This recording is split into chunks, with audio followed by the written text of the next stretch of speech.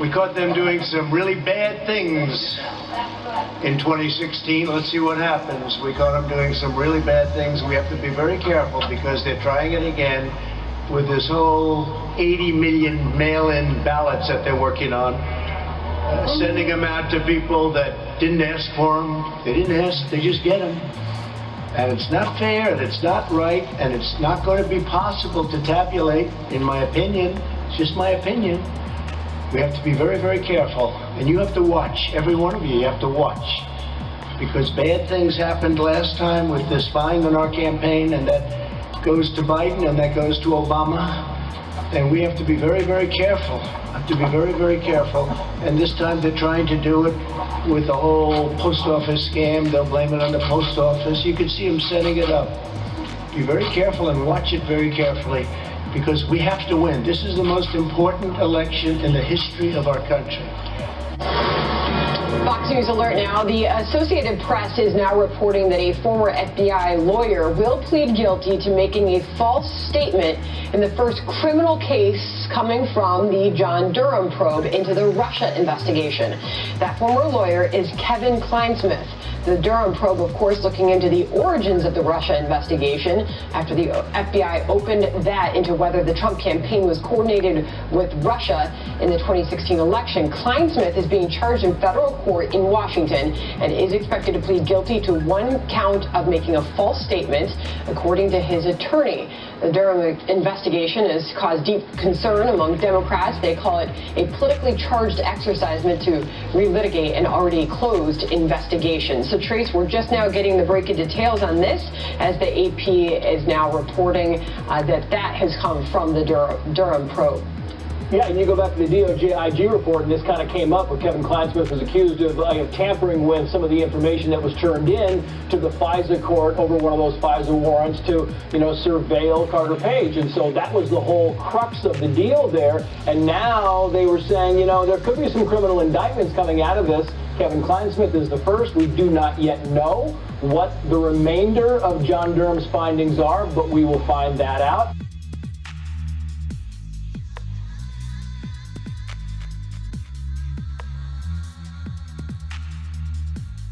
We voted during World War I. We voted at the voting booth during World War II. The pandemic, we're doing very well, and people know how to handle it. Look at the crowds. They're doing very well. It's very safe. It's going to be very safe. If you have an absentee ballot where you request it, we're all in favor of that. Absentee, like in Florida, they have absentee is good. But other than that, they're very, very bad. There'll be millions of ballots. Take a look at New York. Take a look at Virginia. Take a look at New Jersey. All different cases. They just had one last night. Now they're thinking about recalling certain elections that took place with mail-in. And these are small little elections that are locally based, that are easy to run. Not millions, but thousands of ballots. Thousands. Hundreds of ballots. But these are small, and they can't control it. They said 23% of the ballots were defective. What does defective mean? It means fraud. It means a lot of things that we won't get into, because I don't want to be accused. You see all the cameras back there? It's the fake news. I don't want to be accused of anything. But what it means is they're trying to steal the election from the Republicans. That's what it means. In a very, very nice way, I will tell you, they are trying to steal the election, just like they did it last time with spying, and we caught them, and that included President Obama. And that included, let's be nice, Biden. This can only happen in North Carolina.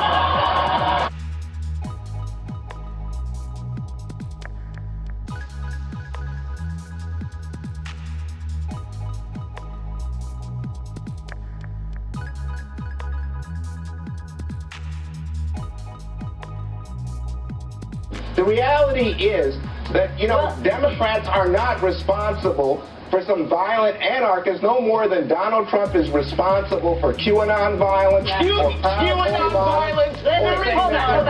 I want to get, wait a second, I want to get to Dana. In Charlottesville, you murder somebody and kill people.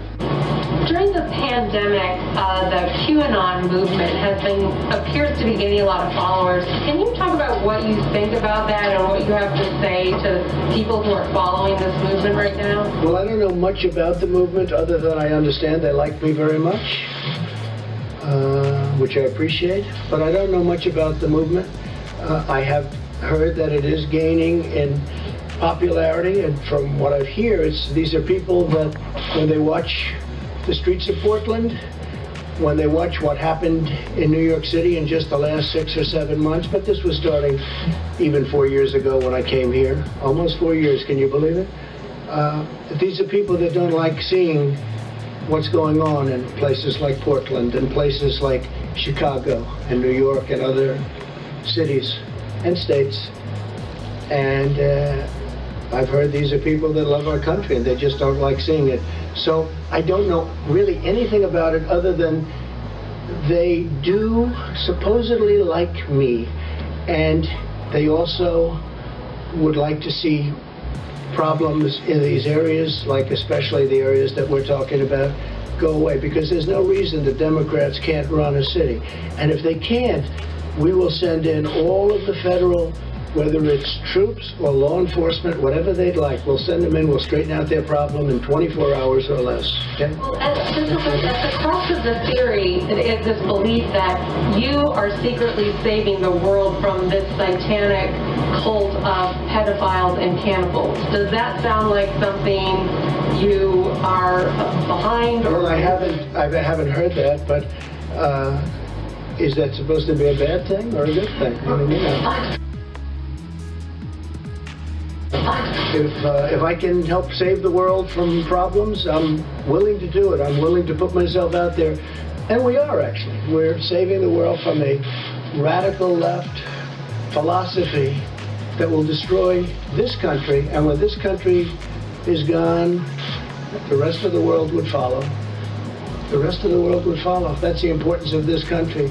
And when you look at some of the things that these people are saying, with defund the police and no borders, open borders, everybody just pour right into our country. No testing, no nothing. You know, you talk about testing, no testing. Mexico, as you know, has a very high rate of infection. The wall is now going to be next week 300 miles long. Our numbers are extraordinary on the border. And this is through luck, perhaps, more than talent, although the talent is getting it built when one party refuses to allow it. You don't hear talk about the wall anymore. But I will say this, we need strength in our country, not weakness. Too much weakness. Yes, John? The president was asked this week about QAnon, a conspiracy theory group that the FBI has called a domestic terror threat. The president said he was thankful for the support of people in QAnon, which led to this exchange. Is this belief that you are secretly saving the world from this satanic cult of pedophiles and cannibals. Does that sound like something you are behind? Well, I haven't heard that, but is that supposed to be a bad thing or a good thing? You can end this controversy right now. Does the president disavow, does he condemn QAnon? Well, listen, we don't even know what it is. I can tell you, you've spent more time talking on it, Chris, than we have in the White House. I find it appalling that the media, when we have all of the important things that are going on, a list of top 20s, that the first question in a press briefing would be about QAnon, that I had to actually Google to figure out what it is. It's not a central part of what the president is talking about. I don't know anything about it. I don't even know that it's credible. But I can't tell. No, Chris. It's not my first question. Well, I know. But it is your question that you're bringing it up, and it's ridiculous. If you want to talk about conspiracies, let's get back to talking about how the FBI and others within the FBI spied on the Trump campaign. I'll be glad to speak about that. I got 30 seconds here. Yeah. So the point is, it's a hate group. It's a group that is called by the FBI a domestic terror threat. This president is not for hate, so I can tell you that if it's a hate group that is there, let's look look at domestic terrorism and look at Antifa and a number of other areas and quit spending time on something that 81% of Republicans don't even know what you're talking about. I think, just to add, the only reason that people keep asking is because we didn't get an answer like you did just now. Thank you, sir. Thank you, I'll be glad to give you an answer. I'll be glad to give you an answer with it, Chris. Here's what we have to do is, I don't see it as a legitimate thing that we have to address, and so we're not going to address it. We're going to talk about things that are important to the American people. Thank you, sir. Thank you. We'll watch what happens at the GOP convention this week.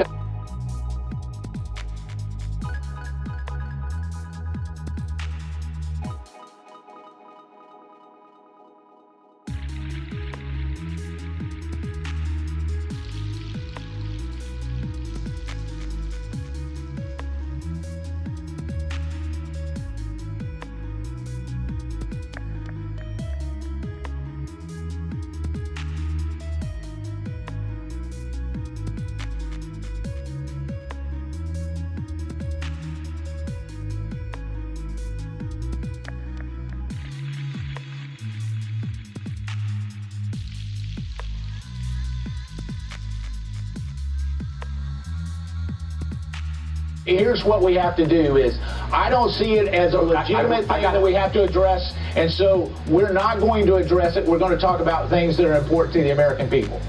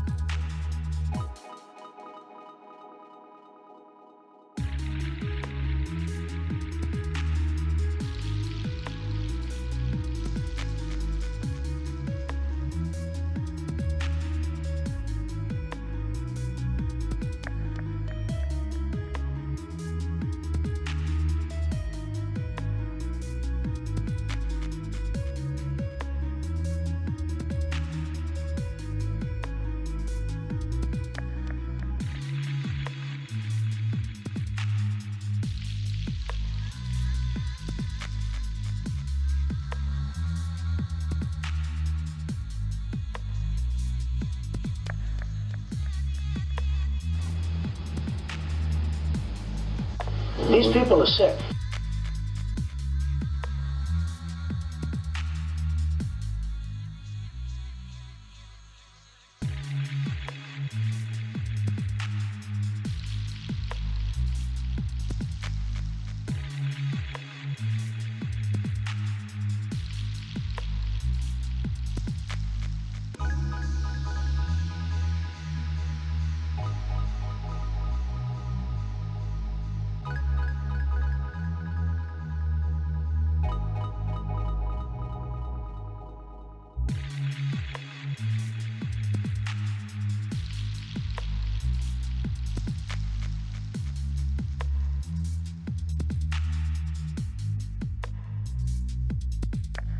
I pledge allegiance to the flag of the United States of America and to the republic for which it stands, one nation, indivisible, with liberty and justice for all. I pledge allegiance to the flag of the United States of America and to the republic for which it stands, one nation, indivisible, with liberty and justice for all.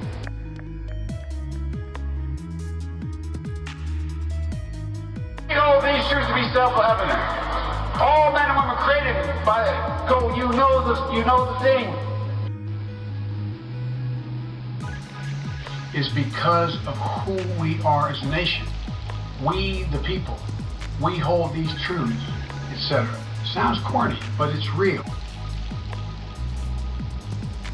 We choose science over fiction. We choose truth over facts. These people are sick.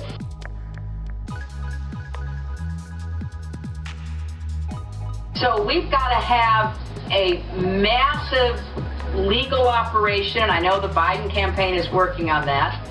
We have to have poll workers, and I urge people who are able to be a poll worker.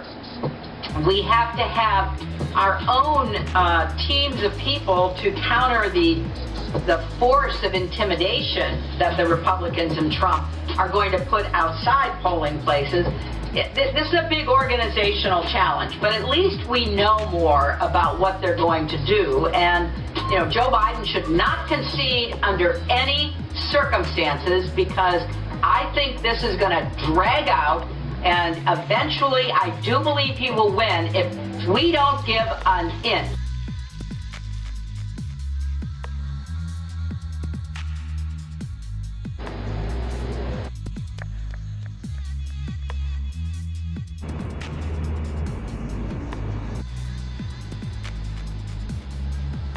These people are sick. And the only cure for that Trump derangement syndrome is 4 more years.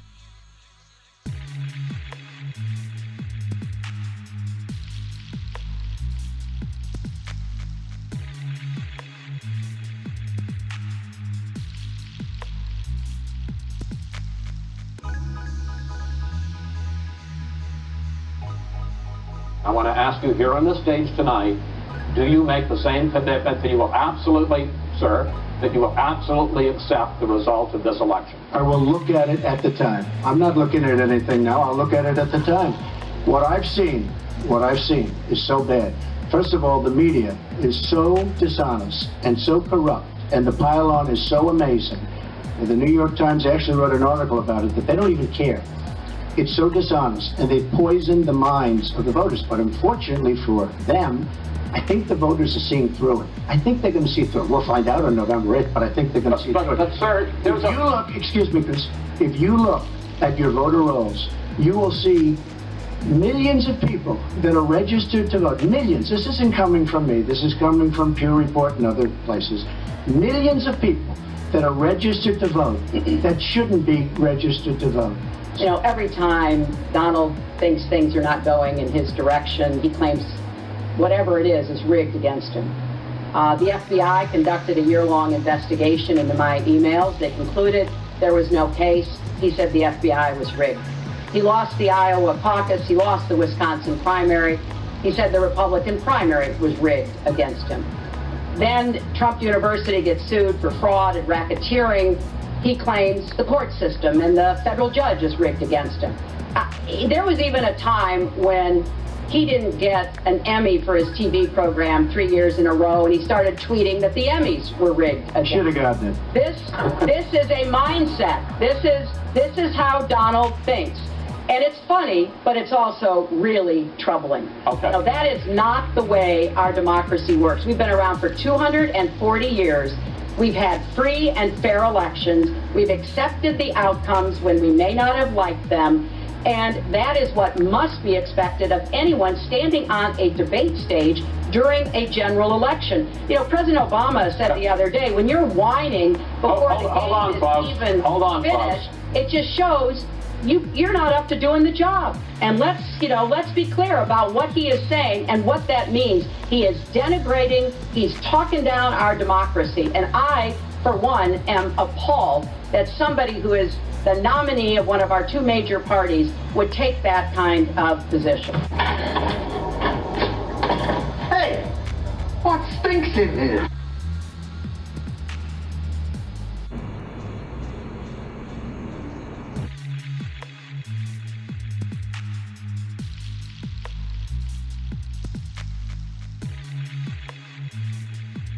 In April of 2015, Hillary makes an announcement, I'm running for president. It's pretty well known. In March of 2015, the FBI finds out about a plot by a foreign government to lobby her campaign and funnel millions of dollars into the Clinton campaign illegally. They open up an investigation. They want a FISA warrant against a Clinton operative who is connected to the foreign government.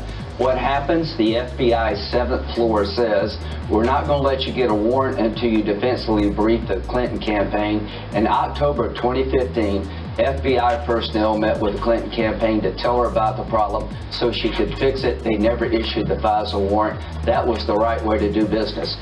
Forward to 2016, 4 counterintelligence investigations opened by the FBI against the Trump campaign. They never tell him about it so he can fix it. They give him a generic briefing about general threats you need to watch out for as a campaign. Not only did they not mention Flynn, Papadopoulos, Manafort, any of the people, they sent an FBI agent into the generic briefing to spy on Flynn and Trump to monitor their behavior when they gave them their general briefing, and did a 302 summary of the defensive briefing. They used it as a way to spy on Trump, and they informed Clinton about the problem she was facing so she could fix it. The ultimate double standard. These people are sick. This is unbelievable. So we have these documents to show on air, and these documents, which are now declassified, show that they found out in March of 2015 that, in fact, there was a foreign government trying to get Hillary Clinton elected. Which foreign government was it? I can't tell you that, but there was an effort by a foreign government to funnel money into her campaign. They picked it up in March. The FBI wanted a FISA warrant to follow the activity. The 7th floor, the leadership of the FBI said, no, you can't get a warrant until you defensively brief her. They did that in October. They gave her a chance to fix the problem. I assume she did. They never did that to Trump. They never told Trump, oh, by the way, you got a Carter Page problem, you got a Papadopoulos problem. As a matter of fact, not only did they not tell Trump, they used a generic briefing to spy on Trump. How dare you? These people are sick. And the 7th floor comes into play again in 2017. The FBI field office wanted to close the Flynn investigation out. They wanted to drop General Flynn from Crossfire Hurricane because there was no there. The 7th floor, through Strzok, told them keep it open. So the 7th floor is insisting that Clinton get briefed before you can get a warrant in 2015. The 7th floor is insisting you keep a surveillance open on Flynn when the professionals wanted to close it. The 7th floor at the FBI was a political operation in the 2016 campaign, and people in that 7th floor need to be fired and or go to jail. And so the 7th floor, meaning the offices of Jim Comey and Andrew McCabe on the 7th floor. The 7th floor was the leadership of the FBI. This is important for the audience.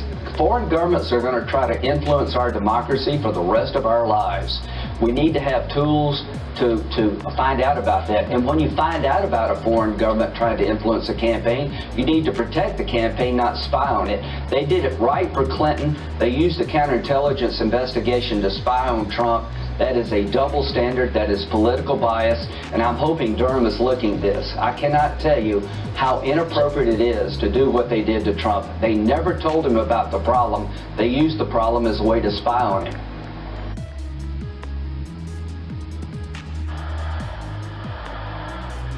And they had 4 investigations going into the Trump campaign, right? You had George Papadopoulos, you had Carter Page, you had General Flynn and Sam Clovis. Was that the 4th one?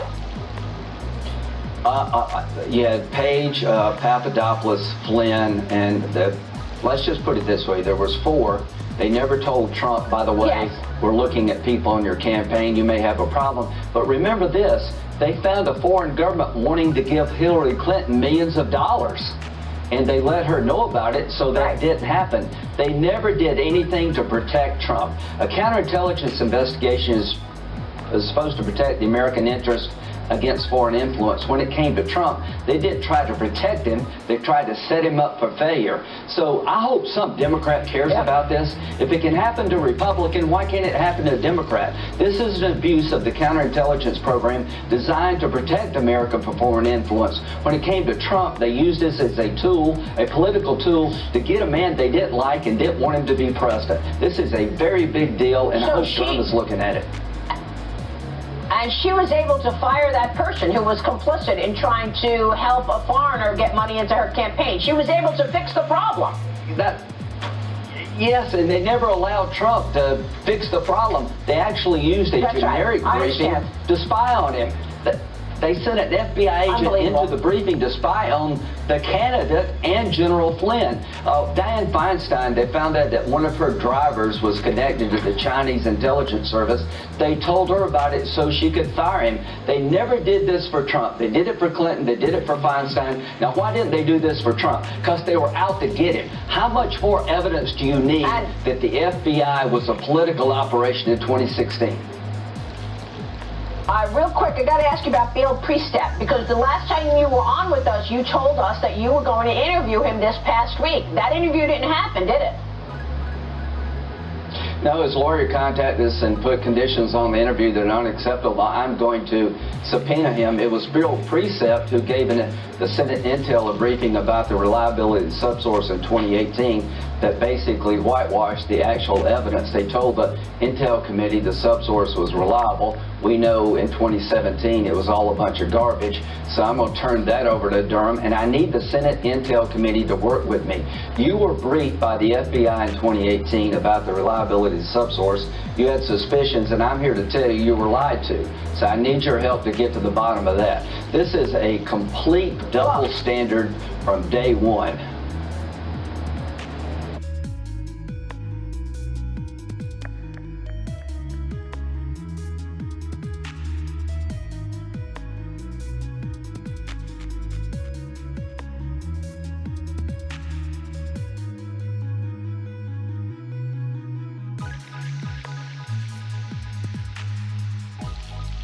I'm Congressman Matt Gaetz. I'm speaking to you from an auditorium emptier than Joe Biden's daily schedule.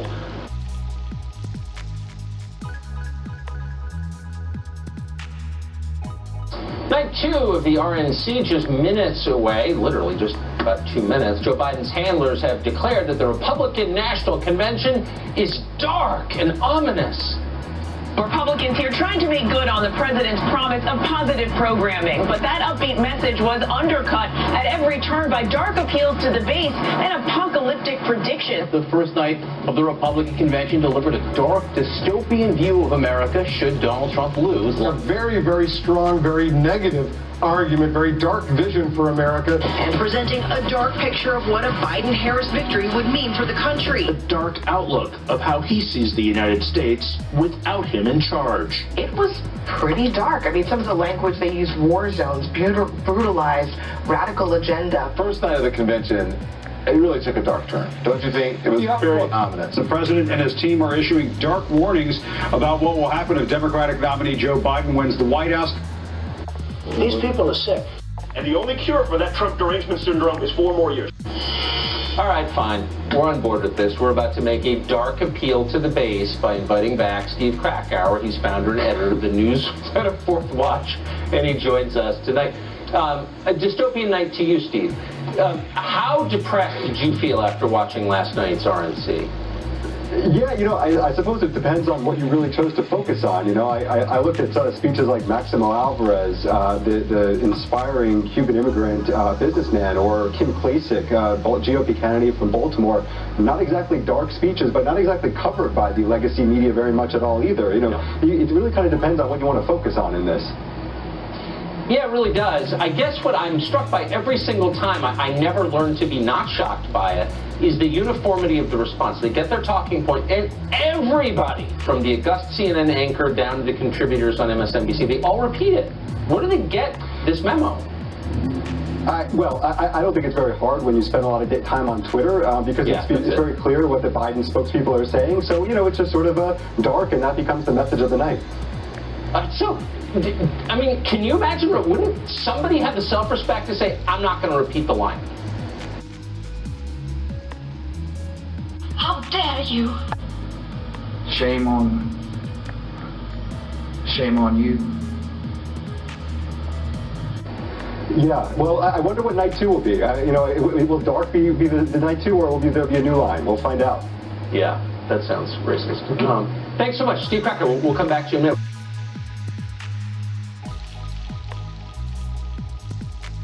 The folks in law enforcement that share the goals of reimagining policing.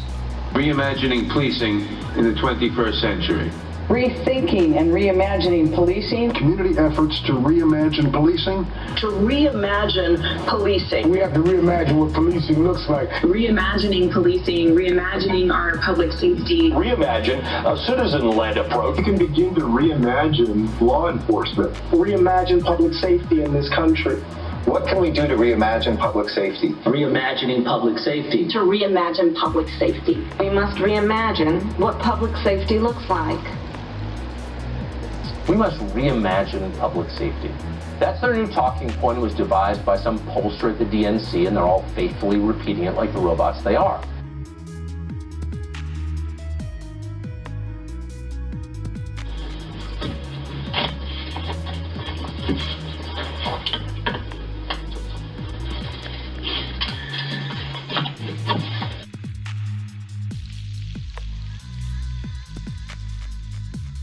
I want to be clear in how I characterize this. This is mostly a protest.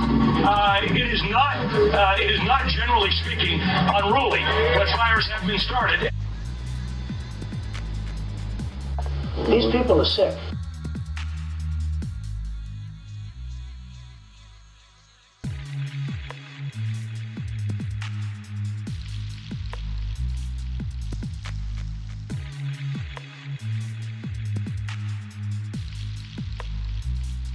Most of you know me as a football player, but I'm also a father, a man of faith, and a very good judge of character. I've known Donald Trump for 37 years, and I don't mean just casual ran into him from time to time. I'm talking about a deep personal friendship. I watched him as an owner of a professional football team. Right after he bought the team, he set out to learn. He learned about the history of the team, the players, the coaches, every detail. Then he used what he learned to make the team better. I watched him in the boardroom.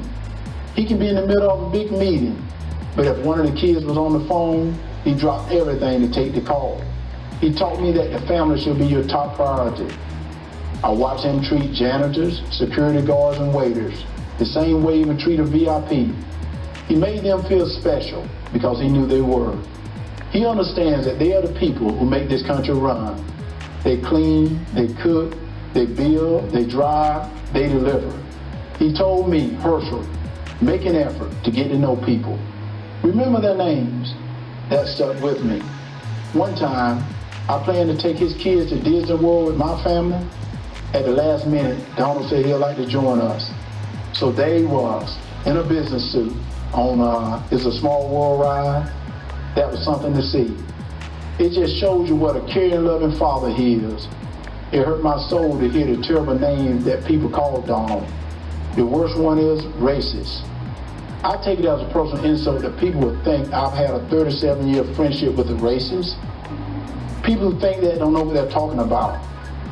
Growing up in the Deep South, I've seen racism up close. I know what it is, and it isn't Donald Trump. Just because someone loves and respects the flag, our national anthem, and our country, doesn't mean they don't care about social justice. I care about all those things. So does Donald Trump. He shows how much he cares about social justice in the black community through his actions. And his action speaks louder than stickers or slogans on a jersey. He keeps right on fighting to improve the lives of black Americans and all Americans. He works night and day. He never stops. He leaves nothing on the field. Some people don't like his style, the way he knocks down obstacles that get in the way of his goals. People on the opposing team didn't like when I ran over them either, but that's how you get the job done. I pray every night that God gives him more time. Give him 4 more years. 4 more years! 4 more years! 4 more years! Now, if you want to really drive him crazy, you say 12 more years. He has accomplished so much almost all by himself on a constant attack. But there's still more work to be done. If you love America and want to make it better, Donald Trump is your president. He's my president, and I'm blessed to call him friend. It began as a class trip to join thousands for the annual March for Life. These Catholic young men traveled from Kentucky to stand up for what they believed in. But what happened was something very different. Crackers will make America great, Qanon. You little dirty crackers, your day coming. Young Klansmen, look at our Make America Great Again hat. Social media, the news, and even celebrities launched a campaign of persecution that was completely false against a boy in a Make America Great Again hat. The MAGA hat carries a certain connotation that provokes a conditioned reaction. I blame that kid. What a little crap. Everyone that sees that smug look wants to punch that kid. Nicholas Sandmann received death threats, and his school was forced to close. Tonight, Nicholas tells his story. Good evening, everyone. My name is Nick Sandmann, and I'm the teenager who was defamed by the media after an encounter with a group of protesters on the steps of the Lincoln Memorial last year. Before I begin, I'd like to thank President Trump for the opportunity to share some of my story and why it matters so much to this November's election. In 2019, I attended the March for Life in Washington, D.C., where I demonstrated in defense of the unborn. Later that day, I bought a Make America Great Again hat because our president, Donald Trump, has distinguished himself as one of the most pro-life presidents in the history of our country, and I wanted to express my support for him too. Looking back now, how could I have possibly imagined that the simple act of putting on that red hat would unleash hate from the left and make myself the target of network and cable news networks nationwide? Being from Kentucky, the birthplace of Abraham Lincoln, my classmates and I visited the Lincoln Memorial. I found myself face to face with Nathan Phillips and other professional protesters looking to turn me into the latest poster child showing why Trump is bad, while the media portrayed me as an aggressor with a relentless smirk on my face. In reality, the video confirms I was standing with my hands behind my back and an awkward smile on my face that hid 2 thoughts. 1, don't do anything that might further agitate the man banging a drum in my face. And 2, I was trying to follow a family friend's advice, never to do anything to embarrass your family, your school, or your community. Before I knew what was happening, it was over. One of Mr. Phillips' fellow agitators yelled out, "We got him. It's all right here on video. And we won, Grandpa." What I thought was a strange encounter quickly developed into a major news story, complete with video footage. My life changed forever in that one moment. The full war machine of the mainstream media revved up into attack mode. They did so without researching the full video of the incident, without ever investigating Mr. Phillips' motives, or without ever asking me for my side of the story. And do you know why? We choose truth over facts. Because the truth was not important. Advancing their anti-Christian, anti-conservative, anti-Donald Trump narrative was all that mattered. These people are sick. And if advancing their narrative ruined the reputation and future of a teenager from Covington, Kentucky, well, so be it. That would teach him not to wear a MAGA hat. I learned what was happening to me had a name. It was called being canceled, as in annulled, as in revoked, as in made void. Canceled is what's happening to people around this country who refuse to be silenced by the far left. Many are being fired, humiliated, or even threatened. And often, the media is a willing participant. But I would not be canceled. I fought back hard to expose the media for what they did to me, and I won a personal victory. While much more must be done, I look forward to the day that the media returns to providing balanced, responsible, and accountable news coverage. I know President Trump hopes for that too. And I know you'll agree with me when we say that no one in this country has been a victim of unfair media coverage more than President Donald Trump. In November, I believe this country must unite around a president who calls the media out and refuses to allow them to create a narrative instead of reporting the facts. I just told him I've got to come over and see the fake news. Let's go. I believe we must join a president who will challenge the media to return to objective journalism. And together, I believe we must all embrace our First Amendment rights and not hide in fear of the media or from the tech companies or from the outrage mob either. This is worth fighting for. This is worth voting for. And this is what Donald Trump stands for. Thank you all for listening to me tonight. And one more thing. Let's make America great again.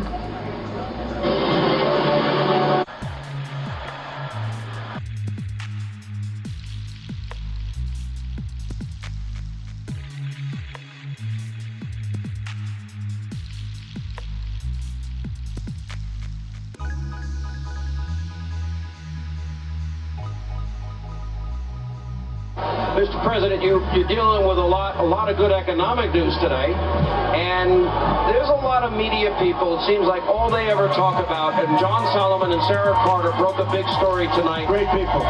And what they're saying is that even the intelligence community and the FBI didn't want to give the intel to the Obama administration because there were conflicts, and they would weaponize it against you. That's our new information. Well, I'm not surprised to hear it.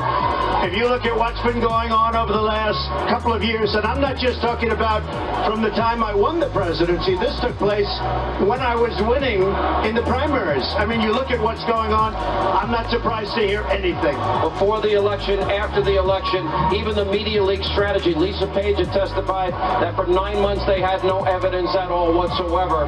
But it seems to be coming to an end. Well, it has to come to an end. It's so bad for our country. I call it the witch hunt. It is so bad for our country. And when you see Strzok and Page and McCabe with his lies, they gets fired for lying.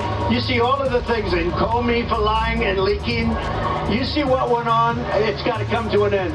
So bad for our country. The irony in all of this is I have been uncovering all of this. When you think about it, Clinton bought and paid for, used funneled money, a dossier, Foreign National put it together. A lot of money. They never verified, they never corroborated, and it was the bulk of information. You have now said declassify and redact it. How soon will that be coming? Well, we're moving along, we're working along. We're also dealing with foreign countries that do have a problem. I must tell you, I got called today from 2 very good allies saying, please, can we talk? So it's not as simple as all that. And we do have to respect their wishes, but it'll all come out.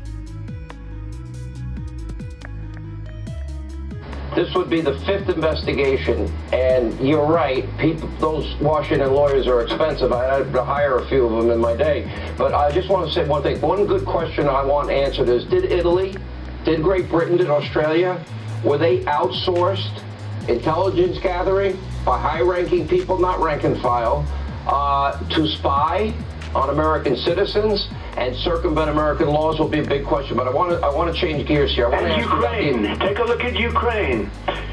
How come the FBI didn't take the server? Podesta told him to get out. He said get out. So how come the FBI didn't take the server from the DNC? Just think about that one, Sean. Let me ask you about that one.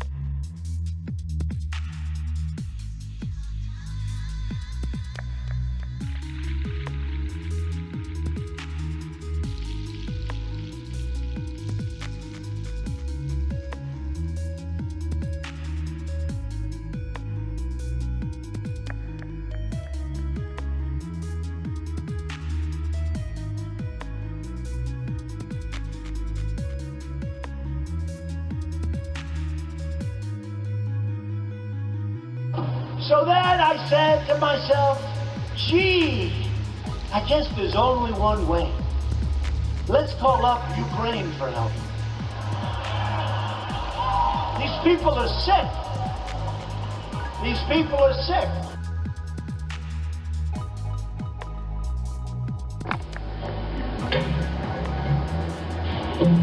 Good afternoon. Last Tuesday, we observed the anniversary of the adoption of the Constitution on September 17th. Sadly, on that day, the Intelligence Community Inspector General formally notified the Congress that the administration was forbidding him from turning over a whistleblower complaint on Constitution Day. This is a violation of law.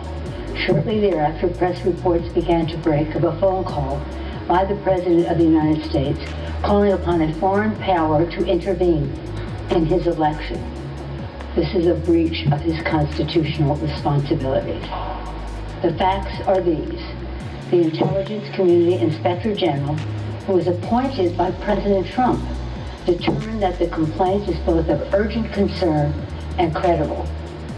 And its disclosure, he went on to say, relates to one of the most significant and important of the Director of National Intelligence's responsibility to the American people.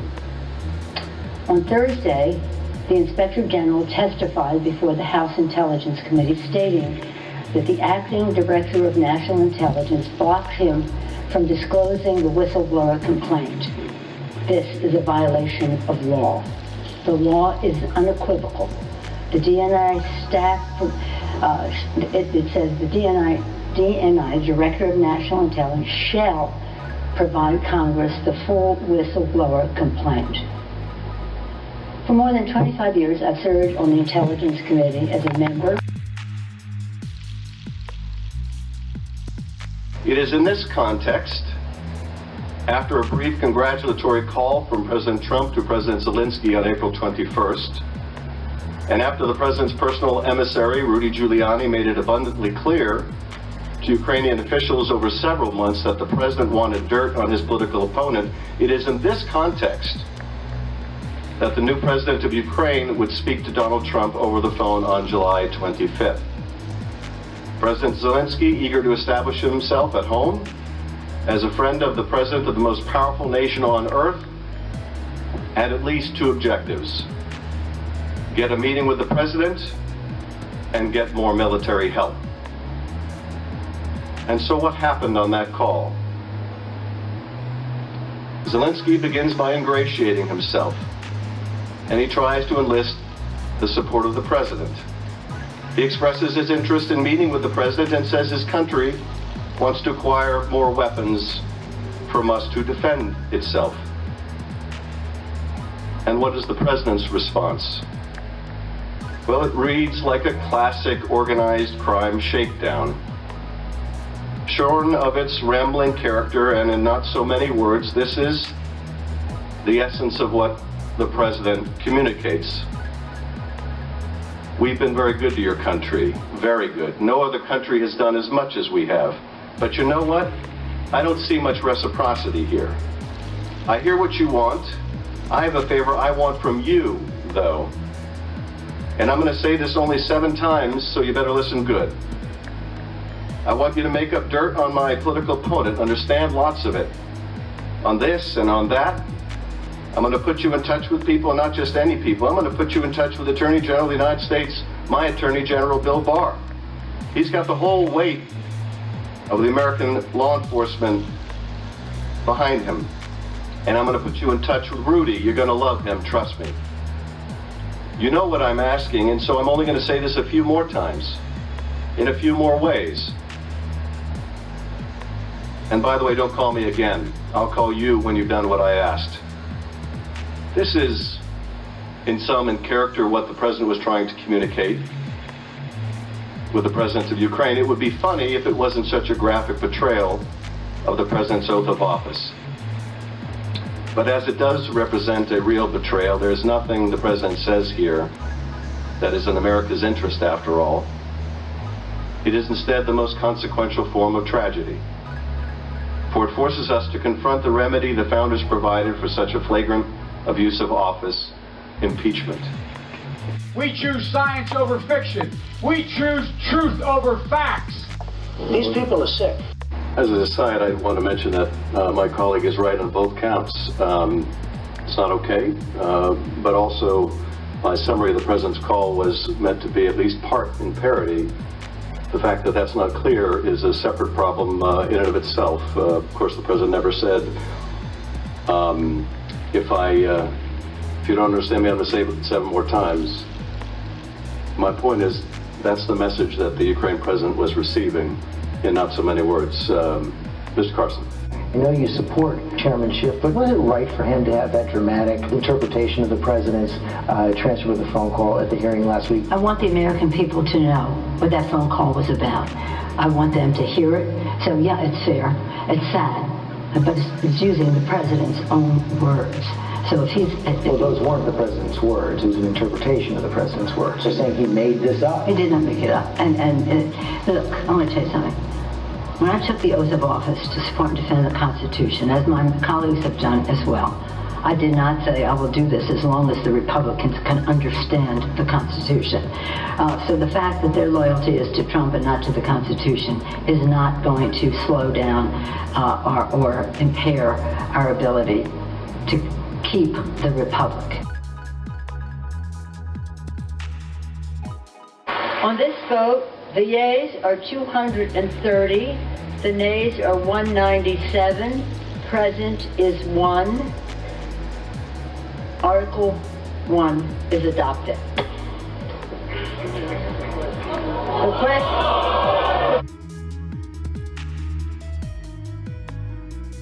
The backsliding on the part of Kyiv in terms of corruption.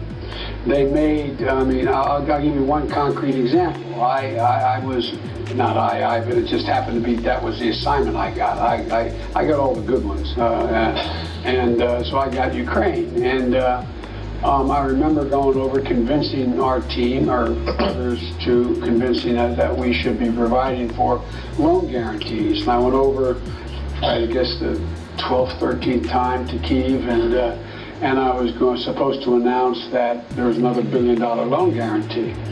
And I had gotten a commitment from Poroshenko and from Yatsenyuk that they would take action against the state prosecutor, and they didn't. So they said they were walking out to the press conference. I said, no, I'm not going to, we're not going to give you the $1 billion.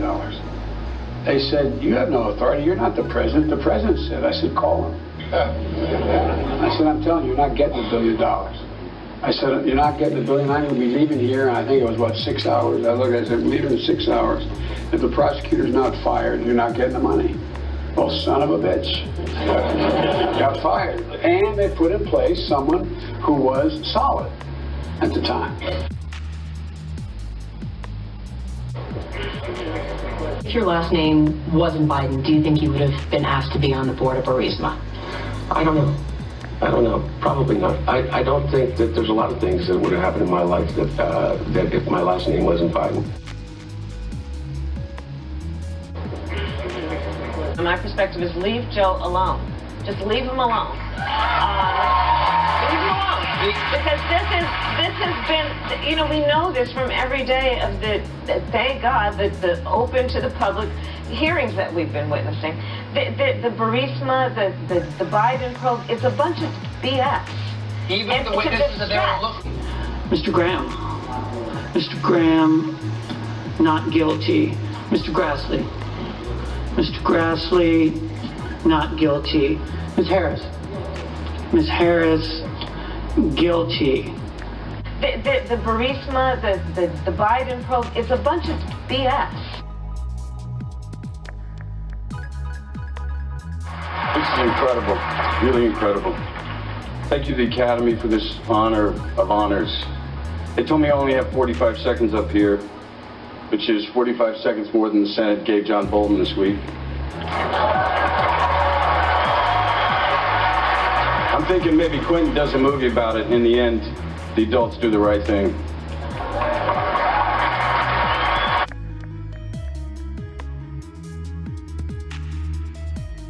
Do you plan to visit to meet President Zelensky, and what messages did you bring to him? Well, I will be meeting President Zelensky. He and President Trump have already spoken twice. President called to congratulate President Zelensky on his election and then on his success in the parliamentary election. They were very warm and cordial calls. We're hoping that they'll be able to meet in Warsaw and have a few minutes together because the success of Ukraine, maintaining its freedom, its system of representative government, a free market economy free of corruption, and dealing with the problems of the Donbass and the Crimea are high priorities here, obviously, but high priorities for the United States as well. I've also heard, and I'm going to now direct this at Vice President Biden, I do not believe you are a racist. And I agree with you when you commit yourself to the importance of finding common ground. But I also believe, and it's personal, and it was hurtful to hear you talk about the reputations of two United States senators who built their reputations and career on the segregation of race in this country. And it was not only that, but you also worked with them to oppose busing. And, you know, there was a little girl in California who was part of the second class to integrate her public schools. And she was bused to school every day. And that little girl was me. How dare you? Shame on you.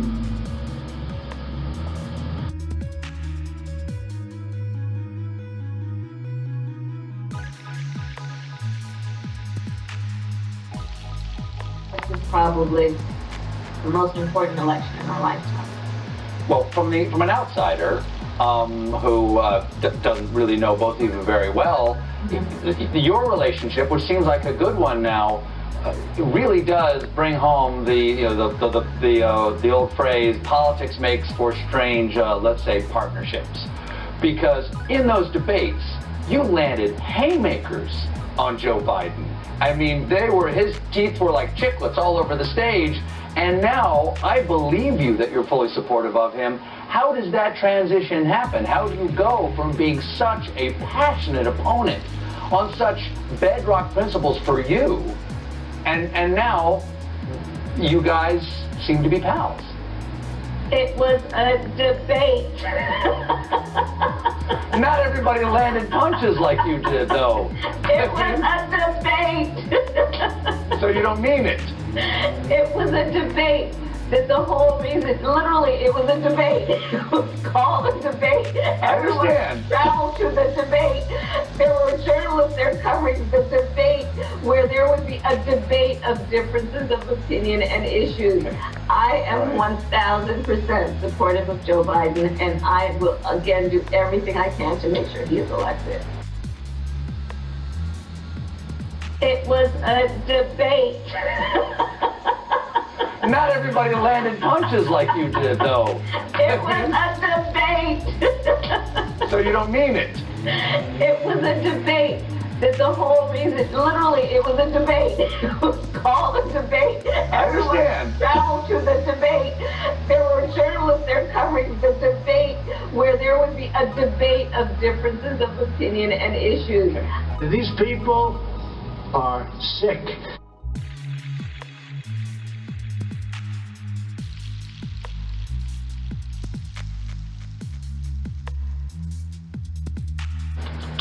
I myself, just don't tell anybody I told you this, especially don't tell Joe Biden, I don't think that there should be any debates. I do not think that the President of the United States has comported himself in a way that anybody should, and has any association with truth, evidence, data, and facts. I wouldn't legitimize a conversation with him, nor a debate in terms of the presidency of the United States. Now, I know that the Biden campaign thinks in a different way about this, but I thought what he did in the 2016 was disgraceful, stalking Hillary Clinton like that. I was disappointed that the press didn't say, go back to your station. You're not here, you're not on this stage. You have your own podium, she has hers. So I think that he'll probably act in a way that is beneath the dignity of the presidency. He does that every day. But I think he will also belittle what the debates are supposed to be about. And they're not to be about the skullduggery on the part of somebody who has no respect for the office he holds, much less the democratic process. Why else would he try to undermine the elections in the manner in which he is doing? So if Joe Biden asked you what I thought about it, I don't think that he should dignify that conversation with Donald Trump. You ask them any questions, both of them. Just take their own stage for any number of conversations about any subjects. Hold them accountable. What are they proposing? What is their vision? What is their knowledge? How are they going to get it done? How do they connect with the American people? Let that be a conversation with the American people, not an exercise in skullduggery. Thank you all very much. And the only cure for that Trump derangement syndrome is 4 more years.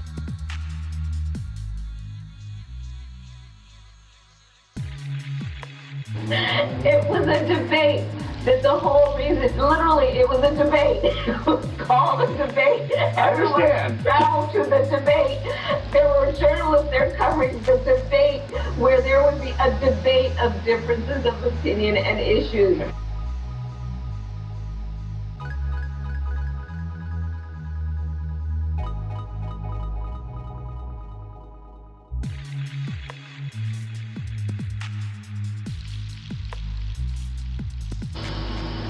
Americans built their beautiful homesteads on the open range. Soon they had churches and communities, then towns, and with time, great centers of industry and commerce. That is who they were. Americans build their future. We don't tear down our past. We are the nation that won a revolution, toppled tyranny and fascism, and delivered millions into freedom. We laid down the railroads, built the great ships, raised up the skyscrapers, revolutionized industry, and sparked a new age of scientific discovery. We set the trends in art and music, radio and film, sport and literature, and we did it all with style and confidence and flair, because that is who we are. Whenever our way of life was threatened, our heroes answered the call. From Yorktown to Gettysburg, from Normandy to Iwo Jima, American patriots raced into cannon blasts, bullets, and bayonets to rescue American liberty. They had no fear, but America didn't stop there. We looked into the sky and kept pressing onward. We built a 6 million pound rocket and launched it thousands of miles into space. We did it so that 2 brave patriots could stand tall and salute our wondrous American flag planted on the face of the moon. For America, nothing is impossible. Over the next 4 years, we will prove worthy of this magnificent legacy. We will reach stunning new heights, and we will show that the world, for America, there is a dream, and it is not beyond your reach. Together we are unstoppable.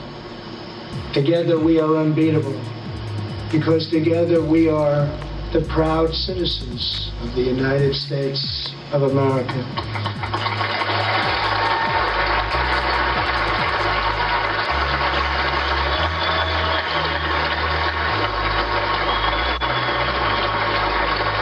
And on November 3rd,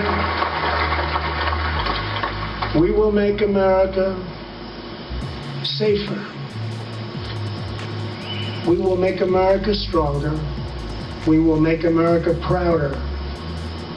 And we will make America greater than ever before. I am very, very proud to be the nominee of the Republican Party. I love you all. God bless you, and God bless America. Thank you.